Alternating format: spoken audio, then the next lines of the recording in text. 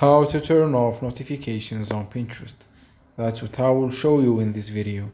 But before we begin, make sure to subscribe to the channel and ring the bell to get notified whenever a new video is uploaded. With that said, let's get started. So go ahead and open up Pinterest.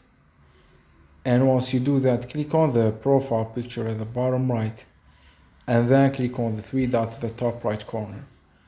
And from the menu list, click on Settings. From the account information section, click on Notifications, and here you will have three options.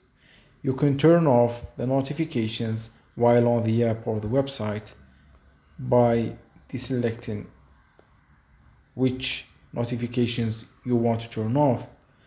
The second option is you can turn off notifications that you get by email.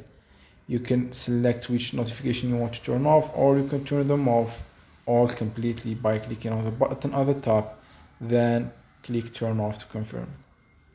And the third option is you can turn off the push notifications that you get on your phone, and it's the same. You can turn some of them off, or you can turn them all off at once. So that was it for this video. That's how you can turn off Pinterest notifications. If you have any questions, please leave them in the comment section down below.